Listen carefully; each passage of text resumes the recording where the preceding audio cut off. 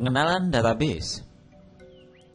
Persiapan selanjutnya yang harus kita lakukan adalah mengenal database yang akan kita gunakan dalam membuat toko online. Dalam hal ini kita akan menggunakan manajemen sistem database MySQL. Oke, sebelum kita menggunakan MySQL, terlebih dahulu kita harus mengaktifkan web server kita serta program MySQL yang sudah terinstall dalam program SAM. Oke, cara mengaktifkannya, kita buka terlebih dahulu SAM Control Panel.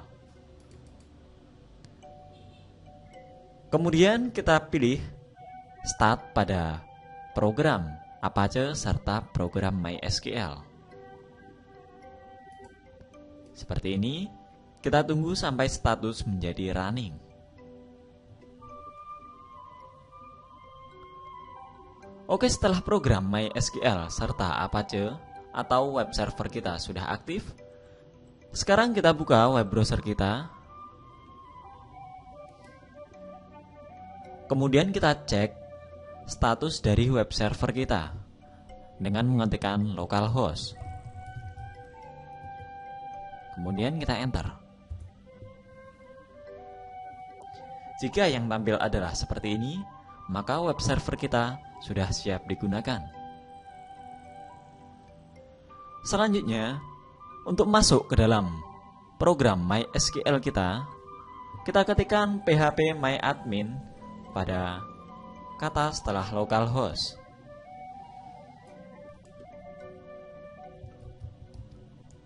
Seperti ini, kita enter. Dan kita akan dibawa ke sebuah manajemen sistem database berupa php myadmin yang mengelola database MySQL. Yang perlu kita perhatikan di sini adalah user management dari database kita serta cara pembuatan database dalam php myadmin. Oke, untuk membuat sebuah database, kita bisa mengetikkan pada create new database ini. Sebagai contoh, kita akan membuat database DB Toko. Kemudian kita create.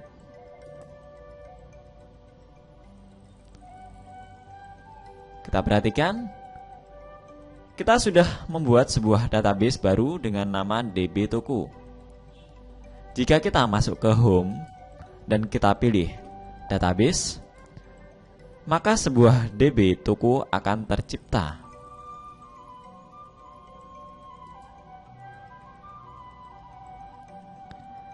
Di dalam sebuah database, kita bisa membuat tabel-tabel di dalamnya, seperti tabel barang, tabel supplier, tabel pegawai, dan lain sebagainya. Sebagai contoh, saya akan membuat tabel barang dengan field sebanyak 3. Kita perhatikan di sini. Misalkan field yang pertama kita isi dengan kode barang. Kemudian field yang kedua kita isi dengan nama barang. Dan field yang ketiga kita isi dengan harga barang.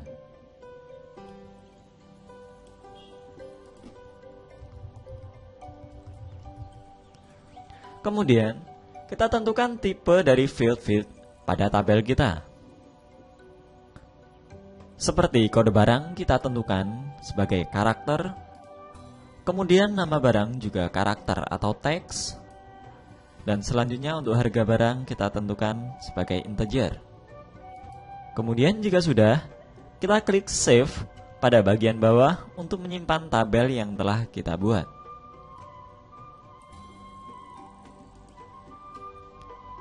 Dan kita perhatikan pada database toko sudah tercipta sebuah tabel baru, yakni tabel barang.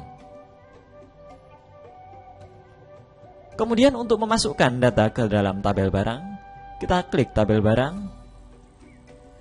Kemudian kita pilih insert. Kita masukkan data-data yang ada pada tabel barang seperti kode, nama, dan harga. Sebagai contoh, di sini saya masukkan BR001 sebagai kode. Kemudian namanya adalah modem smart. Kemudian harganya adalah 500.000. Kita bisa memasukkan lebih dari satu data di sini dengan mengisi data yang ada di bawahnya.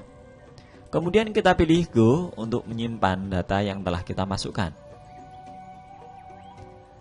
Oke, untuk mengeceknya kita pilih Browse.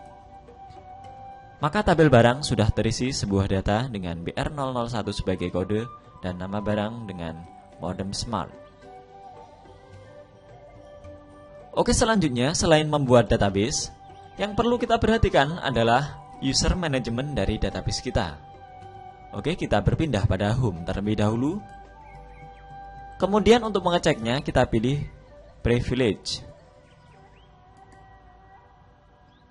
Kita perhatikan di sini user management yang ada di sini adalah root dengan host 127.0.0.1 dengan tidak ada password. Kemudian user selanjutnya adalah root juga dengan host adalah localhost dengan password tidak ada. User management ini sangat penting karena akan kita gunakan nanti ketika akan menginstal sebuah CMS yang bernama Joomla yang akan kita bahas pada materi selanjutnya. Oke, demikian tadi pengenalan database serta user management pada database. Dan kita akan berlanjut ke materi selanjutnya.